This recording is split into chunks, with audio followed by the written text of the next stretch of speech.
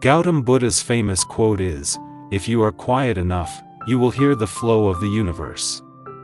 You will feel its rhythm. Go with this flow.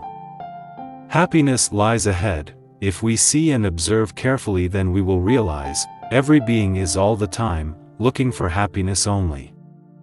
Everyone is running in search of permanent happiness. But does anyone achieve it?" In the above saying, Gautam Buddha shows us that very path for permanent happiness.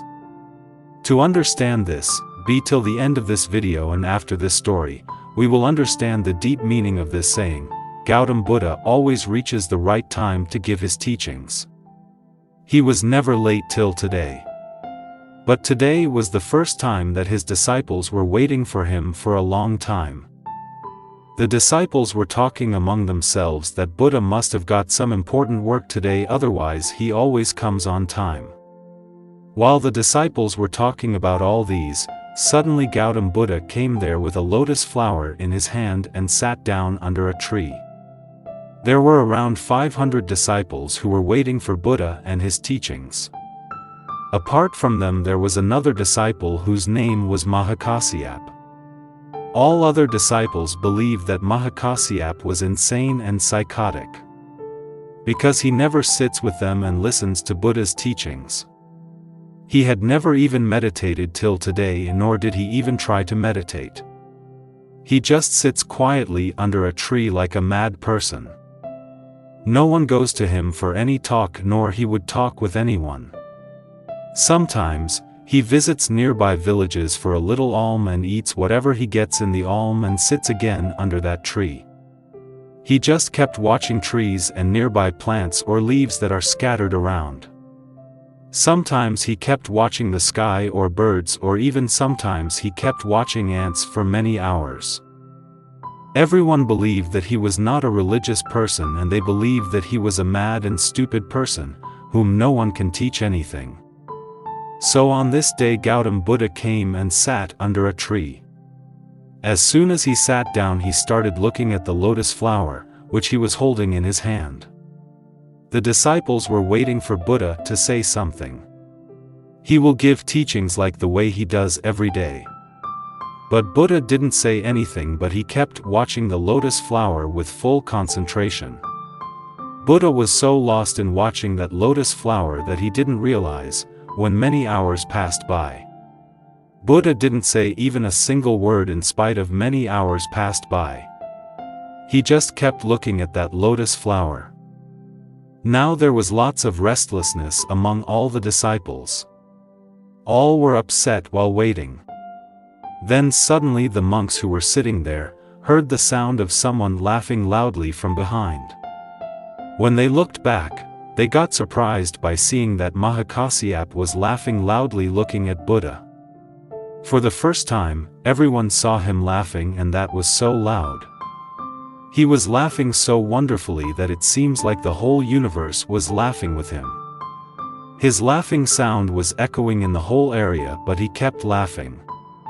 Disciples looked at Buddha, who was still looking at the lotus flower, and tears were flowing from his eyes.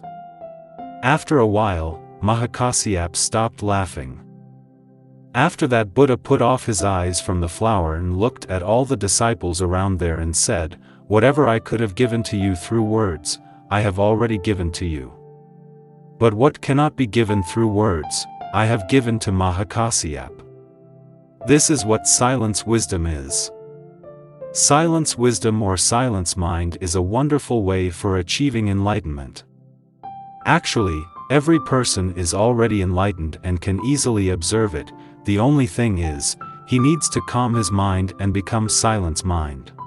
In this way, one has not any restriction or any barrier. As for this, one need not to follow any definite teaching or science. The only thing one has to do is to close your eyes, sit and wait. Then a day will come, if not sooner than later, but it will surely come. You just have to be aware of what thoughts are popping up into your mind. You don't have to be stuck with the thoughts, but just need to watch and observe your thoughts. You don't need to stop your thoughts either. They will automatically stop once you start observing them. A thought will arise and it will disappear by itself, you just have to keep watching them by full awareness. When you do like this, one thought will disappear and the second will appear. But you can observe that second thought does not arise as fast as earlier thought. This happens because when you start paying attention to the thoughts of your mind, then the rat race of our mind decreases.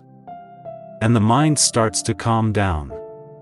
And then a state comes when our mind becomes free from thoughts. This thoughtlessness between two thoughts is called pure consciousness. In the beginning, this time of thoughtlessness is not very long. Because our mind and brain have gotten used to thinking continuously from the time we were born. But if we keep on practicing, then this time of thoughtlessness will increase. So then you will remain in your true self.